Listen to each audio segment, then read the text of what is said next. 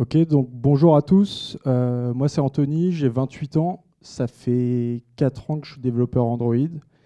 Et aujourd'hui, je vais vous parler d'un composant qui s'appelle navigation.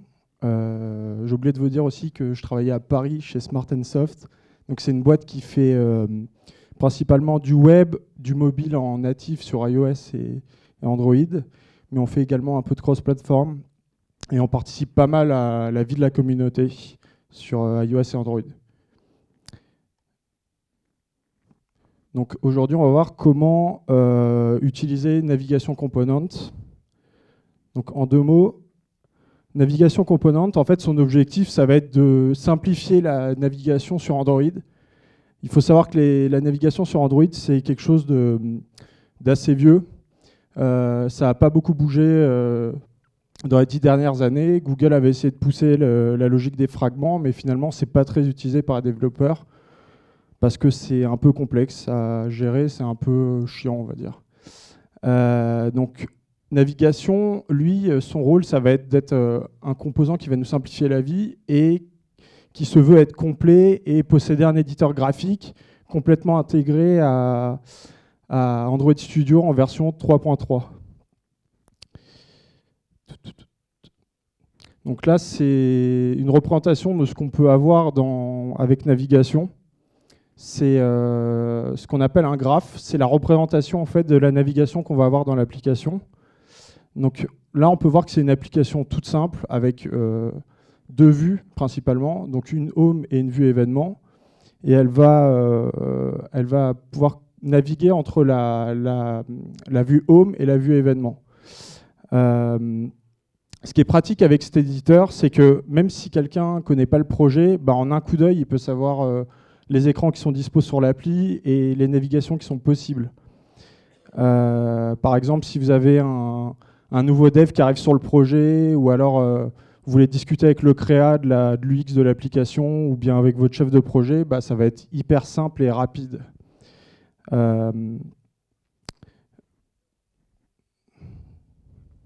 est ma souris? Je ne trouve plus ma souris. Alors. OK. Donc, une fois qu'on a créé ce graphe, en fait, le graphe, c'est une ressource XML qui va être présente dans l'application. Et il faudra simplement la brancher. Donc, c'est 3 lignes dans le XML. Il faut juste ajouter le navgraph. Donc, c'est la ressource XML qu'on a créée. Et définir quelle ressource utiliser, en fait, pour le fragment. Et c'est tout. Donc là, on a branché notre graphe qu'on a défini juste avant. Maintenant, on va voir un cas pratique pour l'utiliser. Donc, mettons que, comme je vous montrais juste avant, notre application, elle contient juste une home et une vue avec 3 événements, par exemple. Là, notre chef de projet, il vient nous voir et il nous dit écoute, voilà, moi, je voudrais ajouter une vue de détail pour les événements. Comment est-ce qu'on va s'y prendre avec comment on va faire dans l'application? Alors, l'application, une fois qu'on aura rajouté la vue de détail, ça va ressembler à ça. Donc c'est juste, on l'ajoute. Voilà, c'est un cas hyper simple. Si on utilise les principes, on va dire, standards et actuels, avec un fragment, donc si on veut créer un nouveau fragment et naviguer vers cette vue, il va falloir gérer avec le fragment manager. Est-ce qu'on fait un add? Est-ce qu'on fait un replace? La backstack, c'est un peu fouillis. Faut taguer la vue. Il faut savoir si quand on commit, il n'y a pas une erreur, donc on va commit allowing state loss. Enfin, il y a pas mal de choses qui sont assez embêtantes pour pouvoir utiliser ça rapidement. Donc finalement, la plupart des développeurs, ils vont faire OK, je vais créer une nouvelle activité et je vais faire tout ce que j'ai à faire dedans, quoi. Le problème, c'est que quand on crée une nouvelle activité, faut la déclarer dans le manifeste. Et le pattern du fait de créer une nouvelle activité, c'est pas ce qui est poussé par Google. Google aimerait bien qu'on ait une seule activité avec des fragments qui en découlent.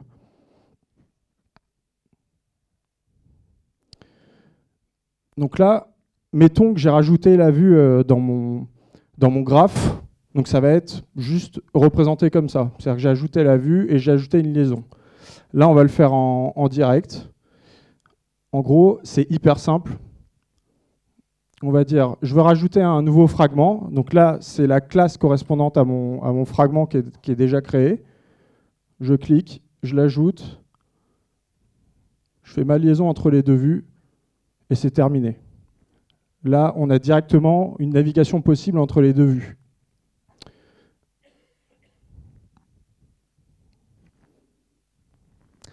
Donc après, pour naviguer entre les deux vues, il faudra simplement appeler, en fait, récupérer la ressource graph qu'on a définie au départ. Alors, on va la récupérer en se mettant dans un fragment qui fait partie de ce graphe. Et on va simplement définir soit l'ID vers où on veut naviguer. L'ID, c'est ce qui était défini juste ici. C'est hyper flou, mais c'est Event Detail Fragment. Généralement, il va prendre le nom du fragment directement. Soit on va pouvoir naviguer en utilisant l'action. L'action, c'est la petite flèche, en fait. C'est ce qui va nous permettre de personnaliser un peu la transition et de naviguer d'une manière un peu différente.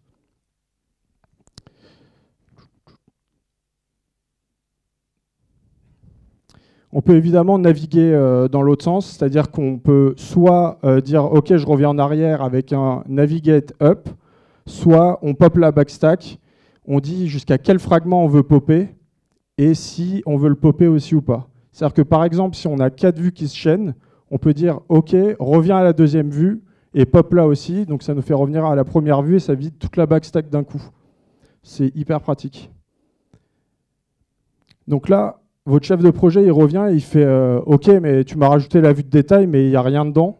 Moi, j'aimerais bien voir l'ID de l'événement, ce qu'il contient, etc. » Donc là, il va falloir qu'on passe des fragments entre les deux vues, des arguments entre les deux vues. Donc pour ce faire, habituellement, si c'est un fragment, on va instancier notre fragment, on va passer dans les arguments nos arguments dans le fragment. On va devoir définir des constantes pour savoir les arguments, comment ils se nomment et comment les mettre et les récupérer de l'autre côté. Et le problème, c'est qu'avec tout ça, on peut avoir des problèmes de typage au runtime. C'est-à-dire que si jamais on passe d'un côté un string et de l'autre côté on récupère un int, bah, ça va juste crasher en fait.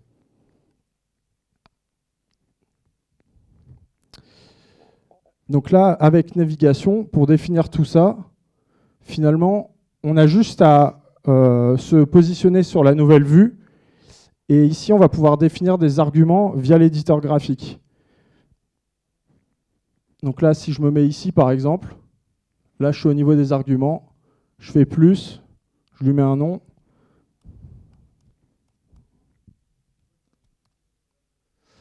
Je lui donne le type qu'il doit utiliser. Donc là, c'est un integer, s'il est nullable ou pas, et la valeur par défaut.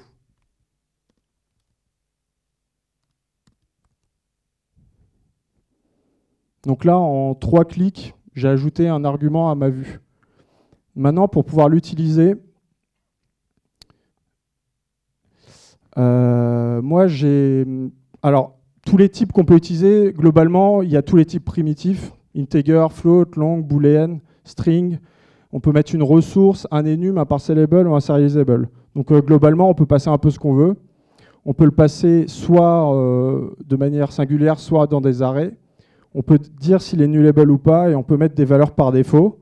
Mais ce qui va être très intéressant ici, c'est de pouvoir ajouter la dépendance à safe-args, ce qui va nous permettre de ne pas avoir ces problèmes de typage dont je parlais tout à l'heure. Ça va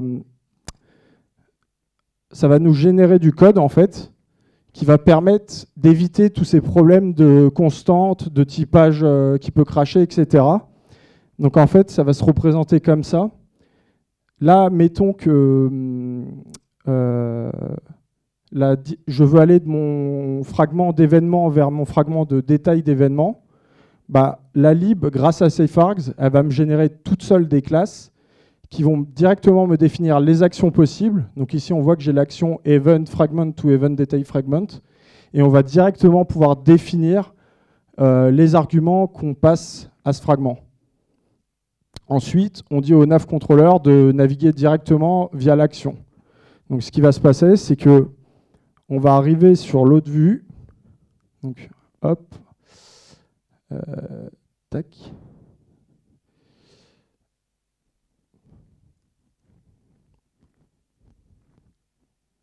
Je vois pas très clair là.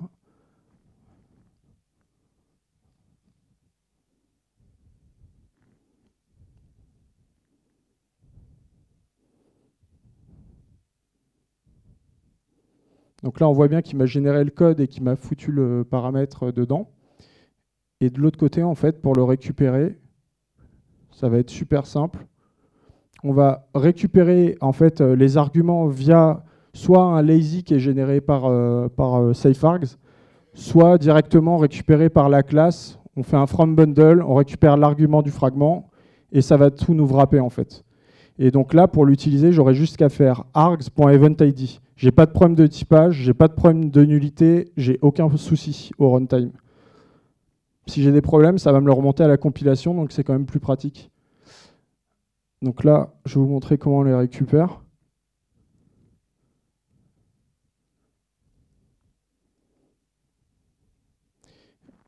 Hop. Et là, si je compile l'application, je vais avoir directement la possibilité de naviguer en passant l'argument.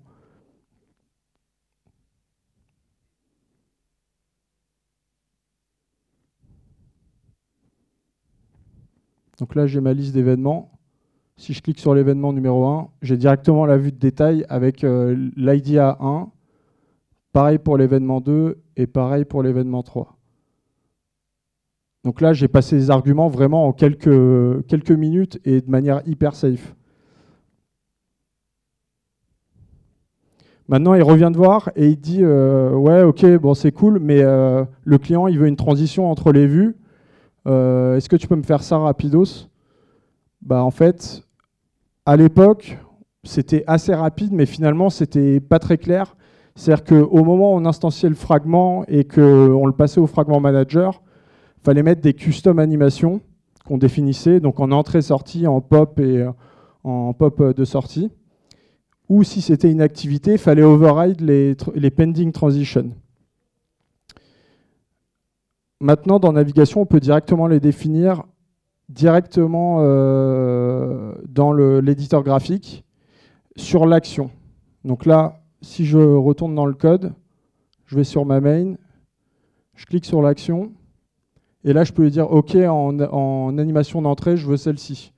Donc évidemment, il faut avoir défini auparavant dans un fichier XML le type d'animation, enfin comme avant ça. C'est juste que là, on va pouvoir le définir directement dans l'éditeur de navigation et elle sera directement appliquée si on navigue en utilisant la direction et non pas l'ID de la vue. Donc là, si je reprends mon appli et que je vais sur les events, on a une transition.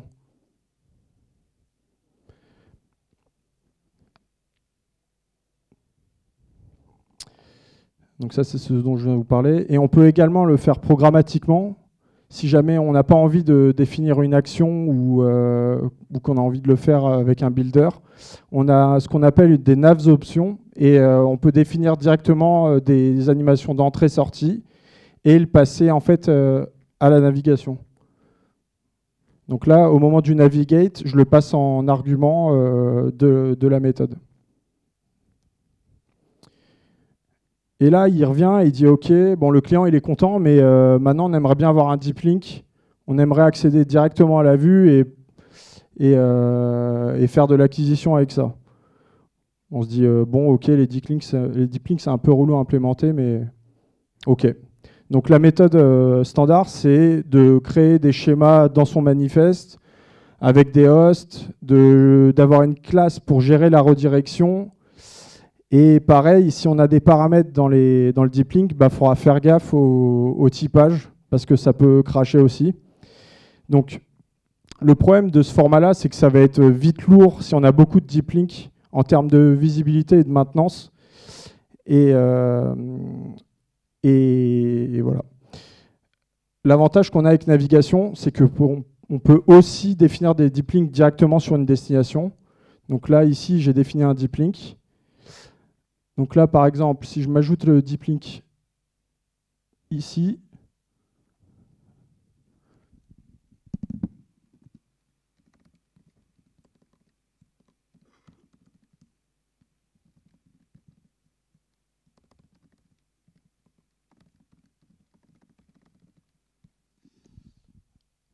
Qu'est-ce que j'avais défini déjà?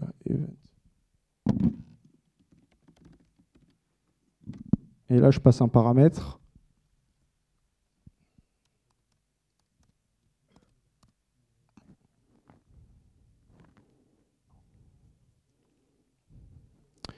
Là, j'ai mon deep link. Ça ne va pas marcher tout de suite parce qu'il y a une petite étape supplémentaire. Il faudra simplement, dans le manifeste, définir le navgraph qu'on utilise pour l'activité qui va gérer le deep link. Donc là, je dis bien dans mon activité main, OK, le navgraph, c'est navigation main. Et après, dans la main activity, lui dire, OK, quand tu reçois un nouvel intent, je veux que mon nav controller il gère l'intent. Et c'est tout. Là, on a intégré un deep link dans l'application.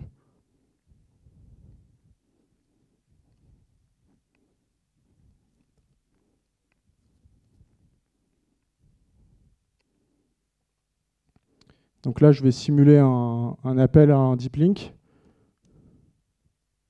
Et ça ne marche pas. Superbe. J'ai dû me tromper dans le... Je vais faire une faute de frappe. Auto-navigation, SNS... Ah oui, d'accord. Ok. Tac, tac, tac, tac. J'ai oublié le 3W. C'est pas grave, parce que de toute façon, on va pouvoir l'éditer.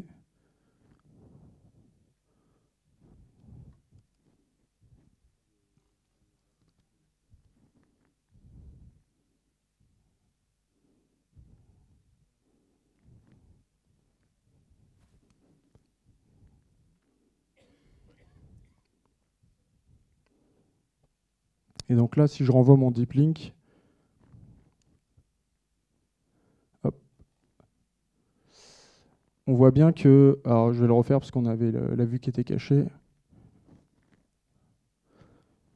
On voit bien que je suis redirigé vers l'ID 777 qui a été directement géré, le paramètre, par les safe args que j'avais définis dans les arguments d'ouverture précédemment dans la vue.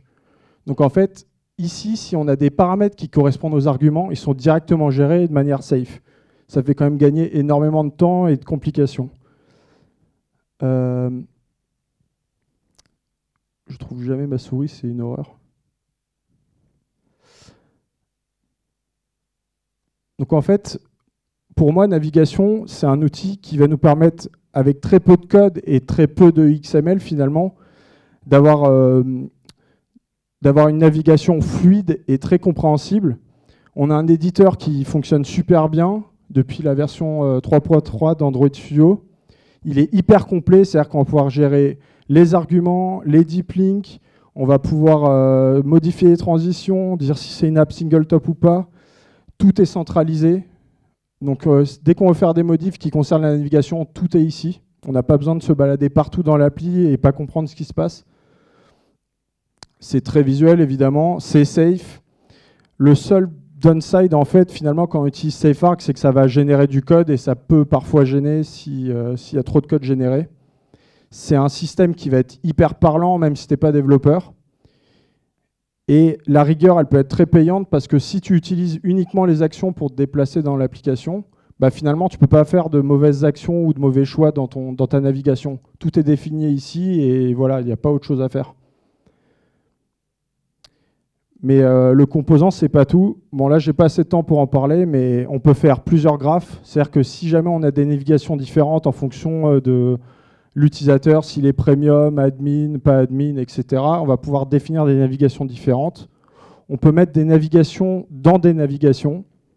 Ça va permettre de mieux gérer la backstack quand on utilise des deep links ou des redirections. On peut intégrer ça directement avec la bottom navigation view, le drawer menu et le menu. C'est-à-dire que ça va être nativement compris par la bottom navigation view, par exemple. Si on se balade dans les fragments, la bottom elle va se mettre à jour toute seule, juste avec un appel de fonction. On peut définir des placeholders, si jamais la vue n'est pas encore prête, mais qu'on veut créer la navigation en avance. C'est-à-dire que là, par exemple, je peux dire, OK, je sais que plus tard, j'aurai une vue d'achat. Bah, OK, bah, je me mets une vue d'achat. Hop. Et elle sera reliée, par exemple, à la home. Donc on peut déjà préparer des vues, finalement, c'est galère là à une main, on peut préparer des vues en avant. Bon, ok, vous avez compris quoi. On peut définir des actions globales si jamais on a des vues à atteindre par n'importe quelle autre vue. On n'a pas besoin de mettre des flèches. Si on veut que toutes les vues aillent sur la home, finalement, on n'a pas besoin de mettre des flèches qui relient à la home par toutes les vues, quoi. Et on peut définir le comportement de la vue à la fermeture et si elle est single top ou pas. Voilà, ce sera tout pour moi. Merci.